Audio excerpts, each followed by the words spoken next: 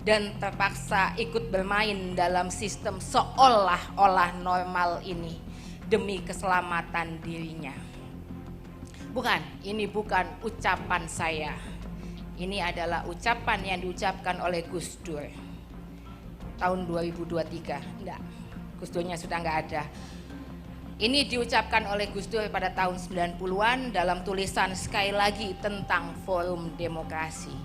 Kalau saya menghilangkan tanda Gus Dur di situ dan menghilangkan judul sekali lagi tentang Forum Demokrasi dan saya tempel tulisan ini di dinding-dinding hari ini, saya percaya akan banyak masyarakat Indonesia yang percaya tulisan itu dibuat untuk membicarakan situasi kita hari ini.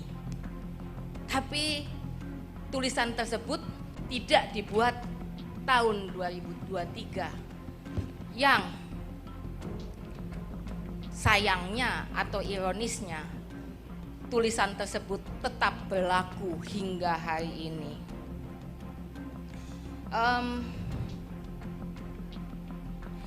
Nah, pernyataan tadi adalah sikap kritis Gus Dur terhadap realitas praktik berdemokrasi di negara ini. Para founding father sudah sepakat, demokrasi adalah sistem yang dipilihkan mereka untuk negara ini demi kedaulatan rakyat.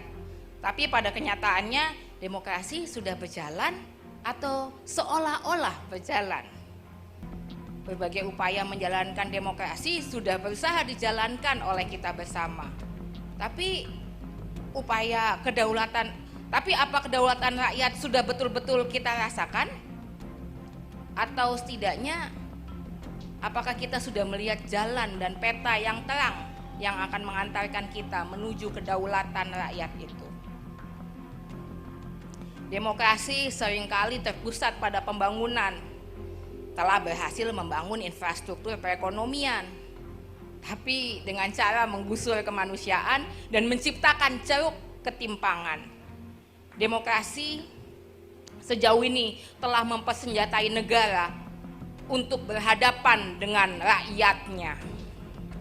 Maka pantas jika Gus Dur melihatnya sebagai seolah-olah demokrasi karena kedaulatan rakyat sama sekali jauh panggang dari api. Demokrasi barangkali sistem yang gagal dalam praktek. Tapi Gus Dur melihatnya sebagai satu-satunya jalan untuk mengembalikan kedaulatan rakyat dari pembungkaman negara terhadap suara rakyat saat itu. Bahkan kekerasan negara terhadap warganya.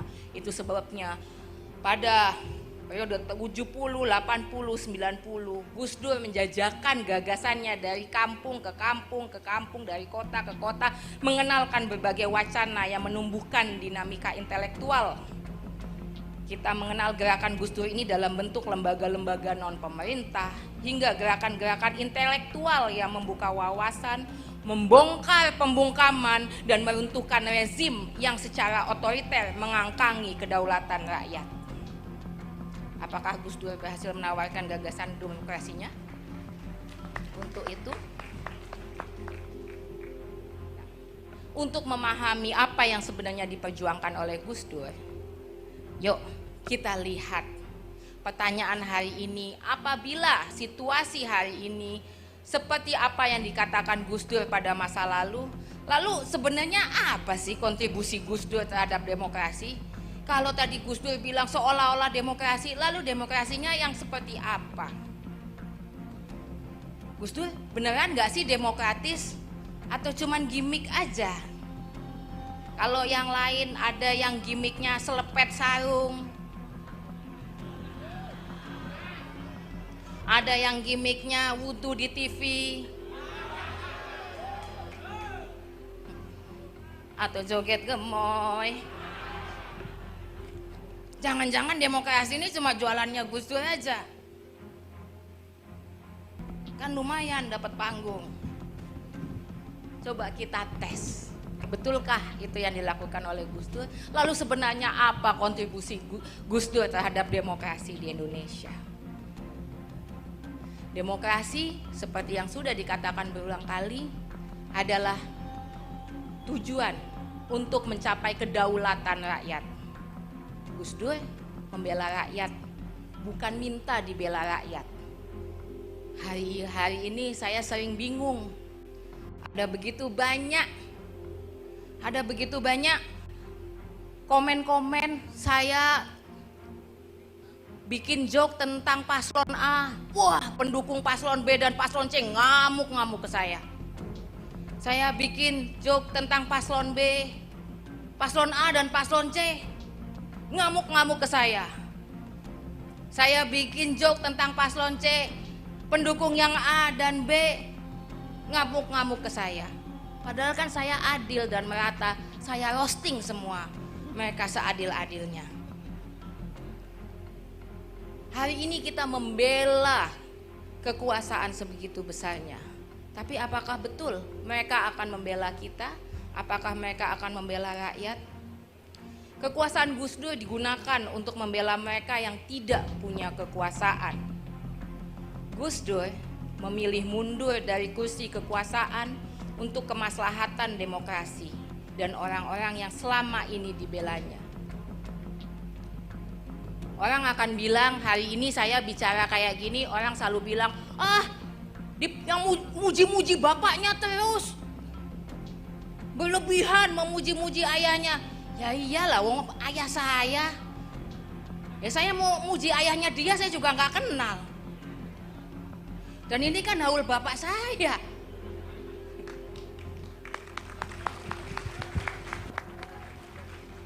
Tapi saya nggak mau muji-muji Gus Dur aja. Wong nyata kok Gus Dur itu gagal. Minimal Gus Dur itu gagal mempertahankan kekuasaan. Dan maka itu pada 23 Juli 2001 Gus Dur tidak lagi berada di istana.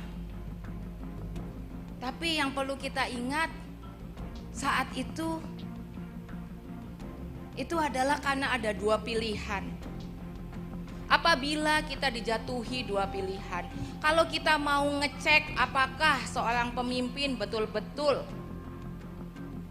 membela rakyatnya, kebutuhan rakyatnya atau enggak, gampang. Kita lihat pilihan-pilihan yang dibuatnya. Kalau ada pilihan bangun jalan yang rusak demi kemaslahatan semua, atau bangun jalan tol demi yang bisa pakai tol aja, pemimpinnya milih yang mana? Kalau milih yang lebih suka bangun jalan tol di mana-mana, ya tidak heran. Kemudian kalau kekuasaannya inginnya semua lewat jalan tol, semuanya di bypass, semuanya harus terus-menerus lancar untuk kekuasaan berikutnya.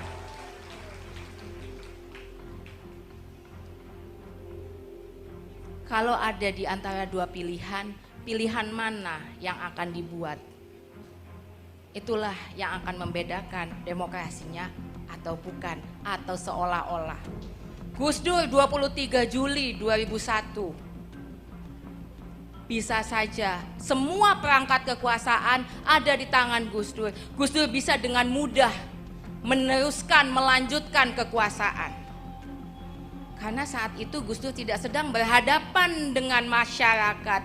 Gus Dur tidak sedang berhadapan dengan rakyat. Gus Dur sedang berhadapan dengan para elit yang sedang berlomba-lomba mendapatkan kekuasaan.